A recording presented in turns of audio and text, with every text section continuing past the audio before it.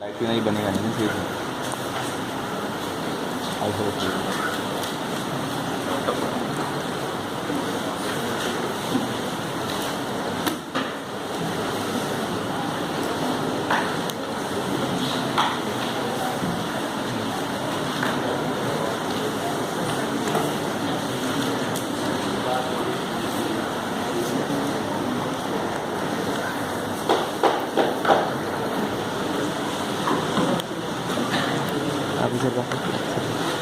इस वाले से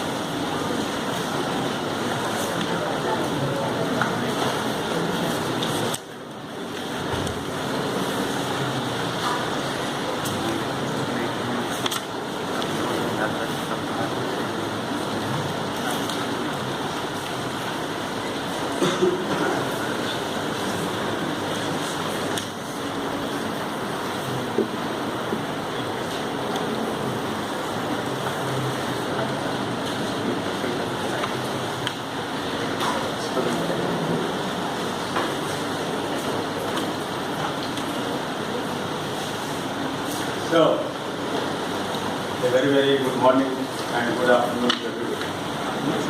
Namaskar. Okay? So, let me welcome you once again to be here with me for your quantum mechanics 1. I think some of you might have met me during the orientation program and perhaps immediately after that, and you might have heard me on that day, but I am not sure because formally that class was not meant for you. I welcome everybody always. Okay? If you happen to miss classes on some days, you are most welcome. Even if you don't miss, if you like, if you have time is the most important factor. So you are always welcome to come to my lecture. Okay? And somehow it's never a repetition of a lecture. Lecture by lecture, repetition is impossible. I do not plan anything. Okay? And so I have my lecture notes with me, but they are just to guide me. Okay? So that I don't make blunders. Okay? To keep track of my mistakes and just to keep little bit track of the main track. Okay? But not really that whatever I have taught in the last 2 lectures now I am going to repeat it because I am a human being, okay? And the purpose would also not be served, okay? So let there be some originality each time, alright? Okay, very good. So we take off and by the way, how many of you were there who have heard me before? Okay, less than half, okay? So, I should take off all over again, okay? That would be better. For those who have heard a few things before, it might be better, okay? Because you hear it twice. There is a very interesting story, correct story, from the period of Akbar the Great. He used to have 9 wells in his cabinet, and one of them was, well, let me not go by the names, I can make mistakes.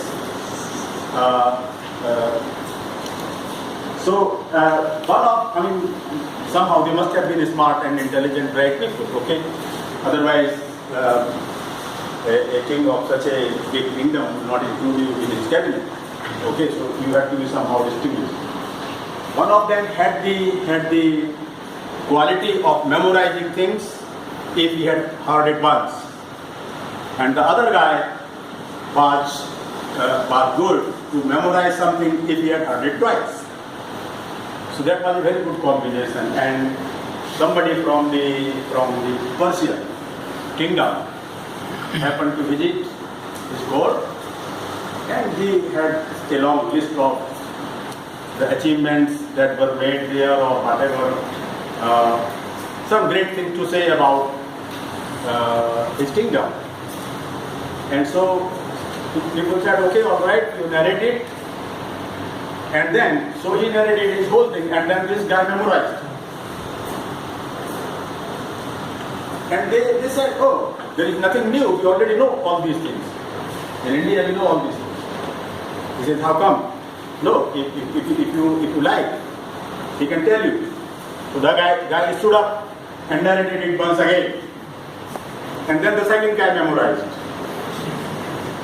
So they proved beyond doubts that they knew everything and they were smart people.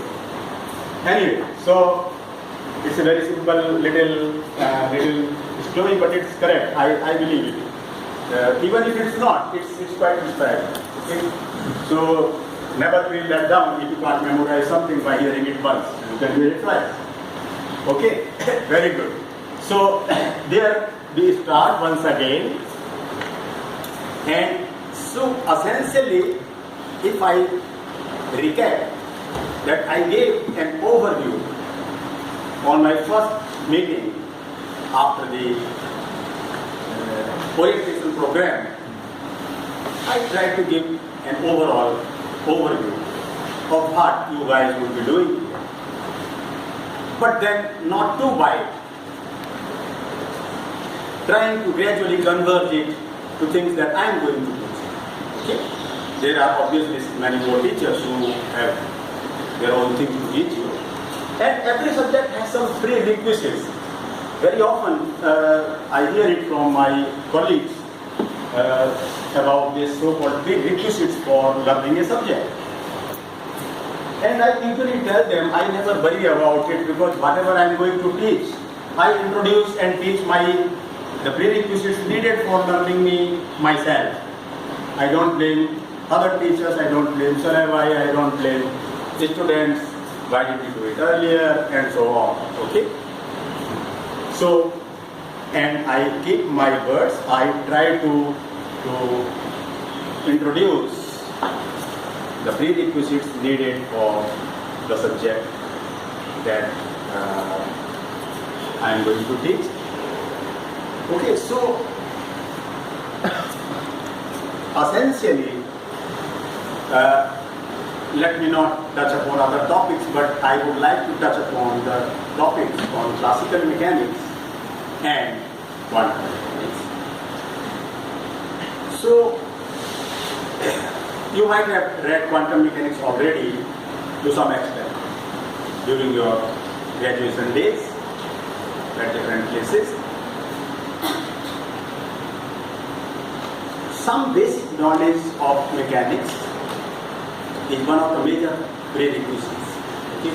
You might have heard that, okay, there are some dynamical variables. If you have not, I would say that dynamical variables are those variables which are a function of time, which evolve with time. So for example, the coordinate and the momentum, up to first year level you used to say velocity. Okay? If you know the coordinate and velocity, at some point of time you can determine it at a later point of time using the equations of motion. Correct? Now, instead of velocity, I would say momentum. Okay? And then I would like to generalize the definition of momentum, because the definition that you learned during your graduation might not be correct. Okay? Most usually you learn mass into velocity is the momentum. Okay? It is momentum, but this has a true name called kinetic momentum. Okay? So I will introduce another momentum, definition of momentum, which is called as canonical momentum. And for defining a canonical momentum, I need to introduce the definition of something called as Lagrangian. And Lagrangian is an object which is the difference of kinetic energy minus the potential energy. Okay? So let me better write some small steps. Let me say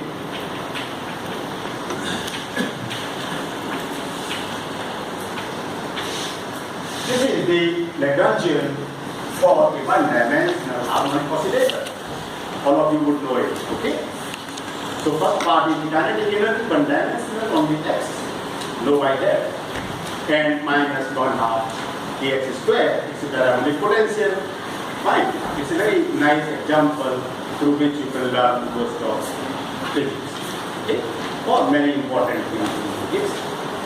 So now I introduce a definition. Px, if I put double dot here, this means it's defined by. So Px is defined by partial derivative of L with x dot. Okay? So you will have as many momentas as the number of coordinates. If I have y z also, then I have p by p dash. Okay? If I have 10 of q's, I will have 10 of p's. Okay? Now, here if you find this would be an x dot. So nothing has changed, mass is velocity. But now, supposing I have another term, I add one more term to my Lagrangian, which is minus dx dot. So these two terms put together, okay, these two terms put together are equal to d.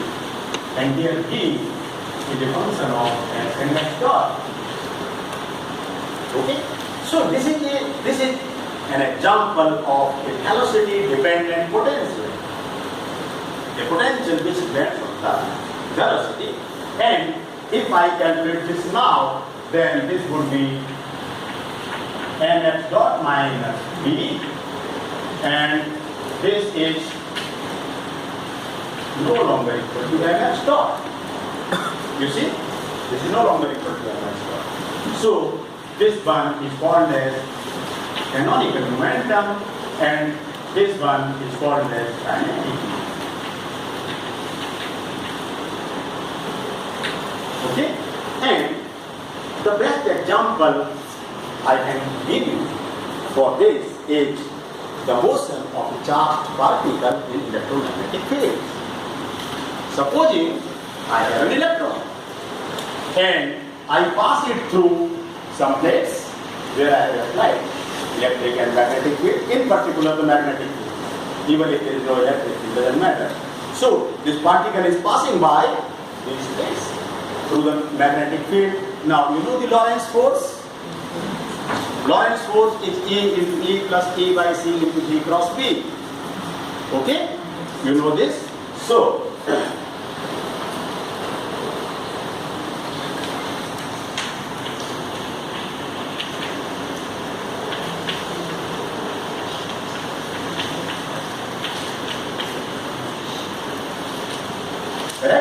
And you know that a force can be derived from a potential and vice versa.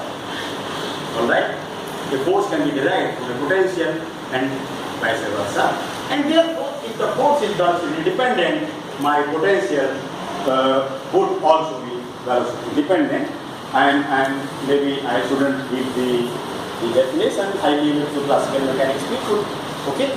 So, the generalized force, definition of a generalized force, you will do it in classical mechanics, and how do you derive the potential from there. Okay? Alright? So right now you can assume that, okay, there can be physical examples here the potential is velocity dependent, and then it is velocity dependent. The old definition of mass into momentum, mass into velocity is momentum, does not work anymore. Okay? So the correct and more general definition is canonical momentum, which is partial derivative of L with respect to the velocity. Okay? H dot is velocity. Is it okay? Everything fine? Good.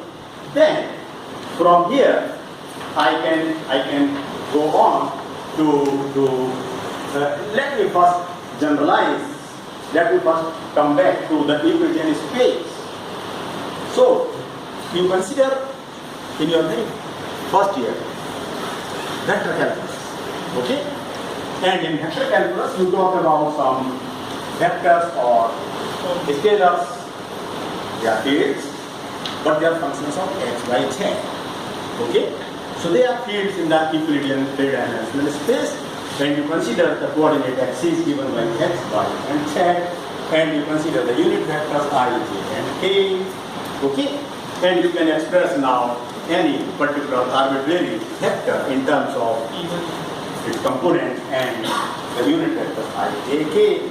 Now, what I would like to do is, I would like to generalize it to larger dimensions. More than 3, 4, 5, 6, 7, 10, 8, n. Okay? And then I would call these coordinates as x1, x2, x3, xn. Okay? Or instead of x1, x2, I would call them q1, q2, q3, qn. And then the corresponding canonical momenta would be p1, p2, p3, pn. So for a n-dimensional system, in order to describe the n-dimensional system, I would need 2n variables, n coordinates and n momentas, canonical momenta. And that would describe my system. And now I will introduce a definition of Hamiltonian. This is sigma pi qy dot minus x. You, from here, you invert this and you calculate x dot. So x dot is px plus b and then divided by n. So I know the value of x dot. Okay? This is how you invert in a given problem. From first you calculate momenta, then calculate the velocity, invert it, and calculate the velocity in terms of the momenta, and then replace all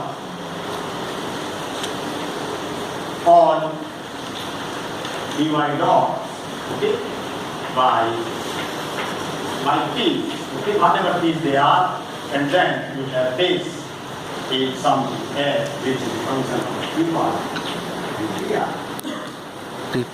So a Hamiltonian by definition is a function of the coordinates and momenta, which are called as variables of the theory.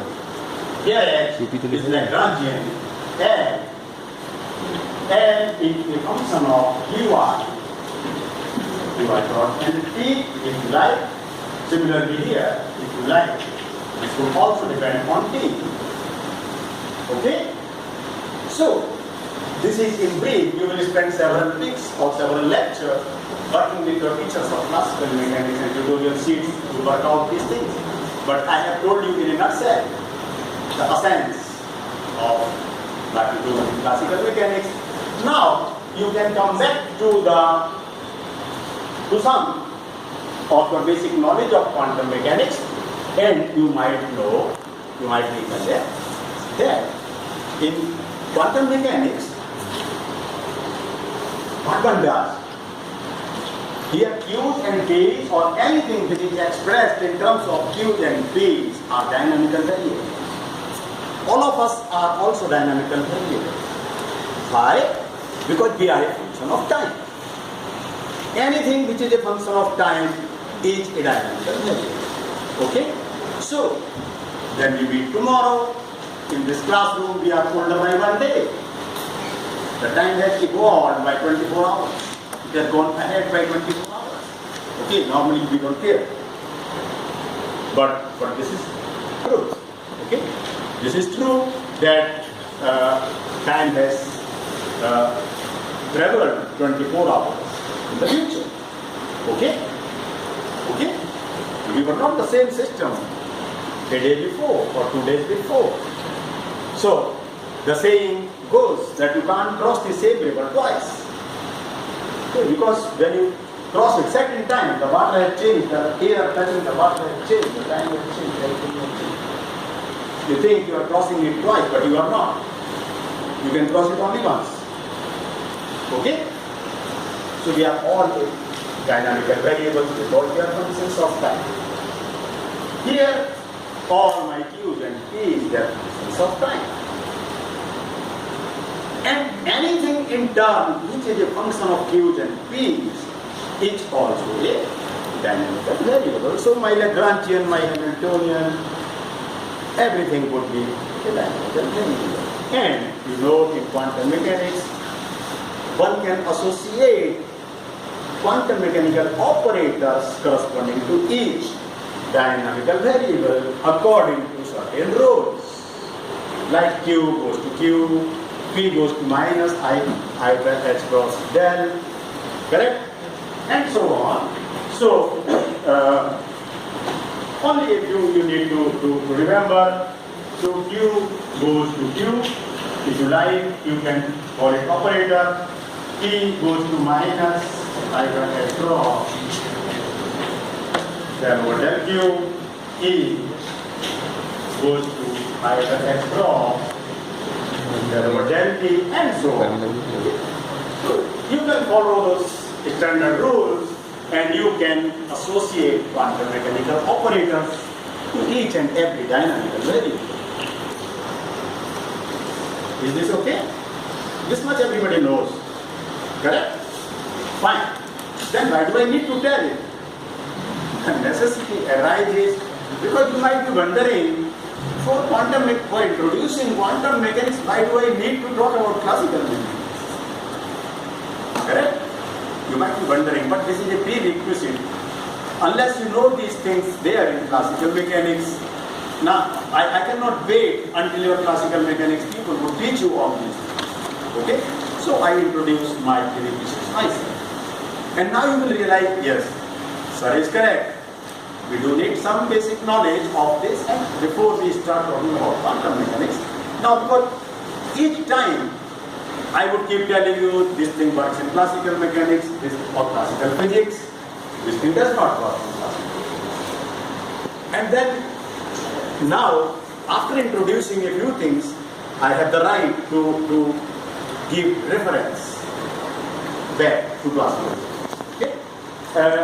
At the same time, after you have known the Hamiltonian, there are equations qi dot equal to del h over del pi and minus pi dot, and I remember them, del over del qi. So these are equations of motion that are called as Hamilton's equations of motion. You don't need to remember them now. From Lagrangian, I get another equation which is called as the Euler-Lagrange equation of motion, which is del f over del qi minus v by dt of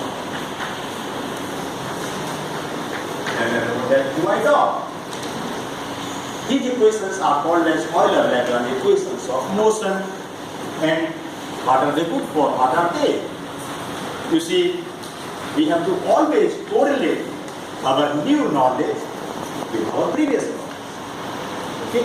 Anything that you learn new must conform with what we have learned already. Yes, we were discussing it yesterday. Correct? Good. So, I happen to know Newton's equations of motion in my first year. Correct? Yes. They must hold true. Yes, they will hold true. But would they solve all my problems? No, they would not solve all my problems. I need to generalize. What do? I introduce the definition of the Lagrangian. I introduce the definition of some variational principle. I obtain some equations of motion. They are called as Euler-Lagrange equations of motion. I construct a Hamiltonian. I again use the variational principle. I again arrive at new equations of motion which are called Hamilton's equations of motion. Now you will see here, Q's and P's are functions of time. Hamiltonian is also a function of time, right? So if I know Q's and P's at one particular instant of time, using these equations of motion, I can evaluate these quantities, or I can evaluate the dynamics of the system at any other subsequent point of time. Is that okay? You find it acceptable? Which is it? No, yes sir? नहीं, बात नहीं बनी। आप लोग इतना पीछे क्यों बैठे? Why are you sitting too far from me? In the past, it has happened, some students told me, sir, in the beginning we were not able to understand you so well, but now we understand you better. I said, what happened? What was the distinguishing factor? They said, earlier we were sitting at some distance from you, and then we tried to come closer. So the solution lies in coming closer to you, okay? Not going away from you, all right? Although I make sure that you can listen me and you can see what is written there. So the idea of this at the moment, I don't want to make you a great expert on these Hamilton's equations and Euler equations and so on, but I have essentially revised half of the classical mechanics here in half of my lecture. But the idea is, here I can study the time development of the system to the equations of motion. If I am going to do quantum mechanics, what am I going to do? I can still study the time development of the system, and the counterpart of these equations could be called as Heisenberg equation of motion in quantum mechanics. And the other equation with which you must be very, very familiar is Schrodinger equation. So you know Schrodinger equation, you know another thing I have introduced, not yet derived or proved, but I will do it at some point of time, that this would, because I have not yet gone into the details of this is equal to Poisson bracket of the Q and H. This is equal to Poisson bracket of P with H. Poisson bracket has some definition in classical mechanics, and its counterpart in quantum mechanics is commutation relation. You must have heard of commutation relation beginning from your 12th level from school. You know about commutation. You know it's a quantum mechanical object. Now let me gradually come to quantum mechanics. Okay? After giving you a brief introduction about classical physics, classical mechanics, and after having generalized the mechanics which was known to you up to your graduation, I have generalized it to n dimensions. Okay? And then I can afford to go gradually in quantum mechanics. Okay? So, now, supposing I am going to describe the motion of Earth around the Sun or motion of Moon around the Earth, I can very well easily work with classical mechanics. This should hold. But now supposing I want to talk about the motion of an electron in an atom. So, the way you have this universe, the Nobel laureate at home, the Dutch physicist, he talks about the universe in the atom. There is also a universe in the atom, on par with what we have on the large scale. So if I am going to talk about the motion of an electron, and I want to speak, oh, my classical mechanics, classical physics is great, I also feel great about it. It's correct, it's not wrong. I can even generalize it, it always holds. But then it has some limitations. This poor guy, electron, would keep revolving and gradually lose energy and then collapse into the nucleus. So it will not work. You need to do something. And you know from your schooling already, Mr. Niels Bohr, the Danish physicist from Copenhagen, he introduced the Bohr's atomic theory, which we study all of us study at the first year level, 12th level, correct? And the quantum mechanics was introduced to you right at that point of time when you were introduced with the Bohr's atomic theory. Quantum mechanics was already introduced at that very point of time. Okay? Like the transition from one orbit to another orbit in terms of the h nu. Okay? And so on. So h came into the picture. The advent of h, Planck's constant, this guy Max Planck from Germany, who got his Nobel Prize in the year 1900, that perhaps was the first Nobel Prize ever after the prize was instituted.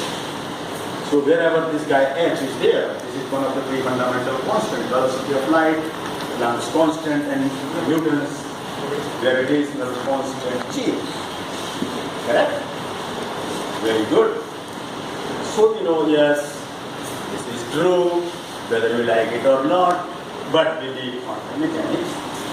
And gradually you will realize, oh yes, this we need. Okay? So let me talk now a little bit further about quantum mechanics. But before I do that, let me emphasize here something again with respect to what is written on the blackboard, where it's green now, so on the green board. Okay? I love this green board. It's quite nice. And so, the key point is that Lagrangian of the theory, of course, along with another definition of so-called x and s, which is integral dt, sum over all times. Okay? From minus infinity, plus infinity, or from point 1 to point 2 or whatever. Okay? So, this left hand side s is called as the x naught. A C D I O N